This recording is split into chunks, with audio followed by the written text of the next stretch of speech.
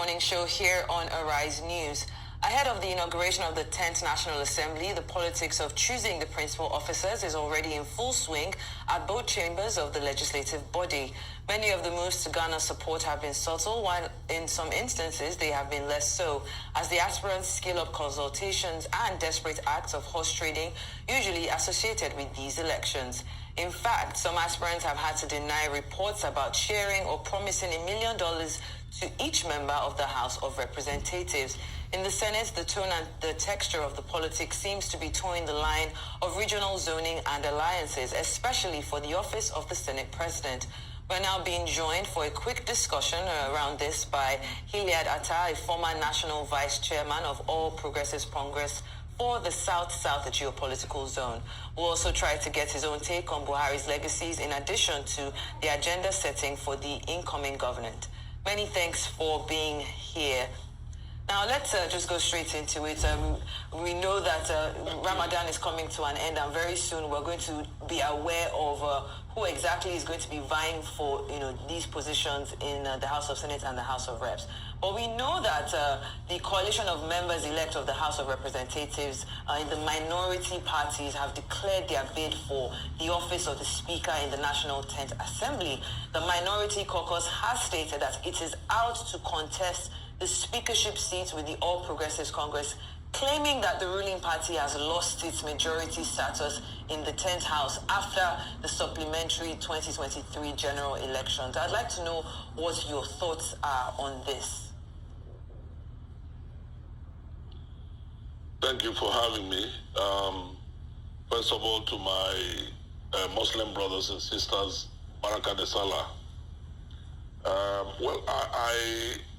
not a member of the House of Representatives. I'm not also a member of the opposition party. I am a member of the APC, and I am very sure that the party is working night and day to make sure that the leadership of the House of Representatives remains in the APC. Now, I have also read that the opposition party is planning to contest the speakership with the APC. I'm very sure that we are not folding our arms and not doing anything. So for me, we're in place by the party to make sure that the party emerges victorious in that contest.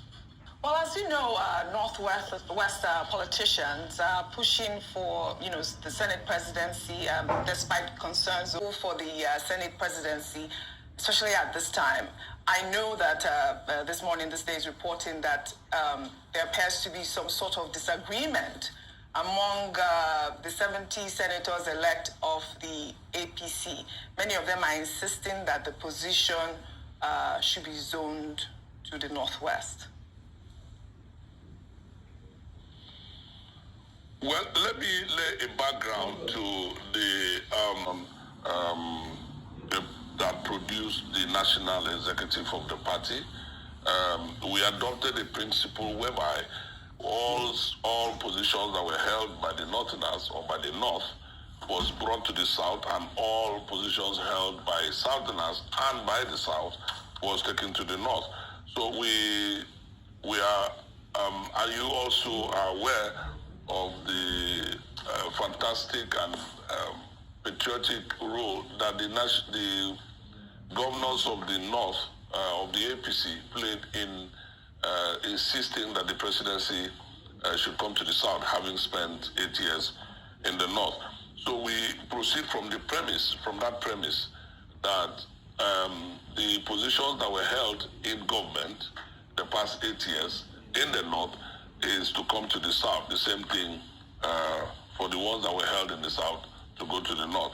And having said so, when you come back to the southern part of Nigeria, the president-elect is from the southwest, so he leaves the south and the southeast with the possibility of the presidency of the Senate.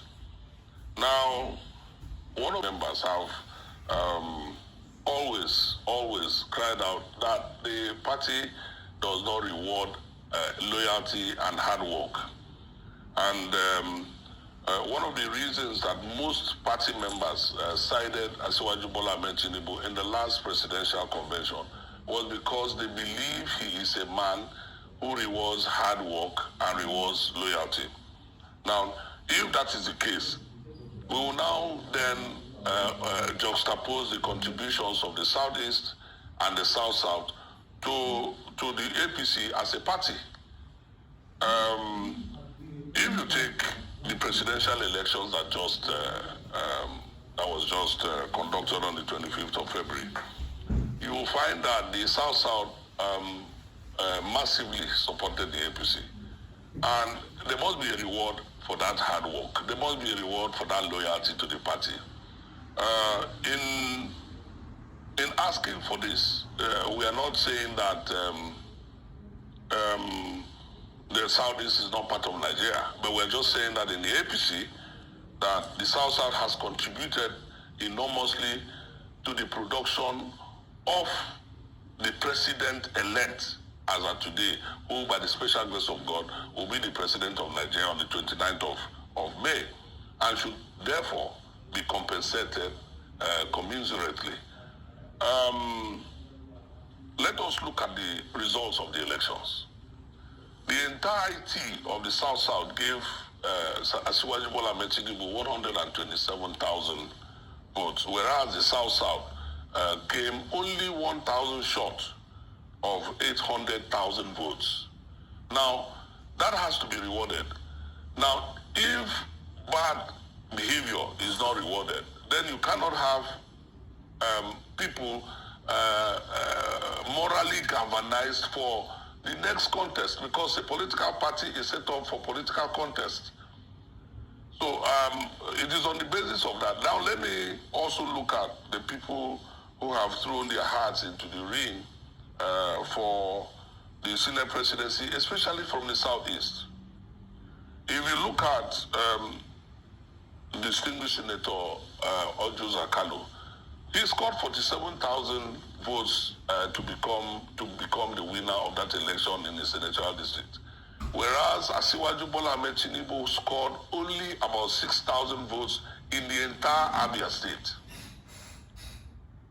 Now, if you go to Imo State, where Senator Isunaso comes from, Senator Isunaso scored 78,000 votes to become winner of that election in Imo State, whereas Asiwaju scored only 66,000 in the entire Imo State. Now, if you come to the South-South, distinguished Senator Godswill Akpabio is the one who has said he is running for the presidency of the Senate. Now, Akwa Ibom alone scored 160,000 votes to make, Asiwaju Bola Ahmed Tinubu scored 160,000 votes in Akwa Ibom. Now, what Godswill Akpabio brought to the table is far more than what the entire Southeast brought to Asiwaju Bola Ahmed Tinubu's election.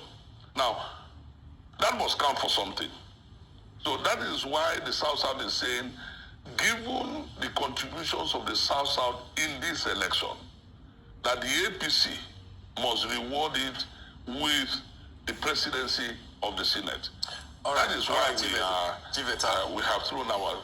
Yes. Okay, that's fine, but a lot of people will wonder why you are reducing contributions to the number of votes and arithmetics of voting. Because Southeast, as you know, has only 5 states. South-South has 6. But of all the South-South states, it's only Rivers that delivered as a state. I'm talking as a state now, not cherry picking in terms of the arithmetics of who voted, who didn't vote. You know, it's only Rivers State that delivered the whole state for Asiwaju. Even at that, is still in contention, given the revelations that are now coming out about the actual voting pattern that is on the IREV of INEC, which shows, according to reports, that indeed it will be one Rivers and not Asiwaju. But let's leave it as INEC has declared it.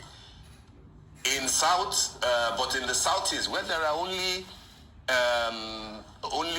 5 states, at least APC has 2 state governors, but he delivered afresh, and Imo State is still there as an APC state. So when you make this argument about being rewarded for the number of votes, listen, my brother, listen. We are talking about the presidential election. All elections, all politics is local. We're talking about the presidential election, and we're talking about a national office. Now you're talking about what IREF and what you have this tendency of bringing positions that are canvassed in the social media as if it is the gospel truth. The INEC has declared that the APC won in Rivers State. The Labour Party has gone to court. I think it is incumbent on you and I to leave the court to do its work. Now, for you to bring the assertion by some persons that the Labour Party won in the Rivers State does not do us any good. Please, I think that we should rest that matter and allow the court to adjudicate on the matter.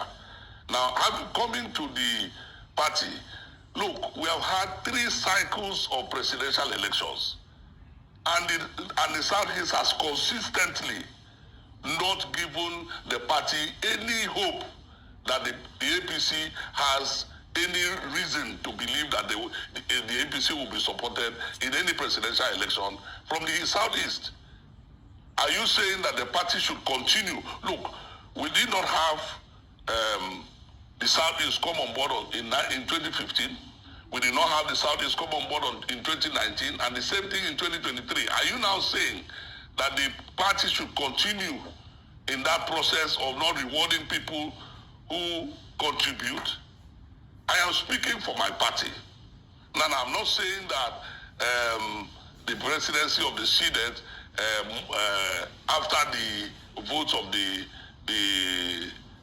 senators, will be cancelled simply because the South-South demands for it. I'm saying, as a South-Southerner, that efforts and loyalty must be rewarded in our party. That is the position of the South-South. Okay. Thank you so much, Chief Hilliard Attah, former APC National Vice Chairman, South-South.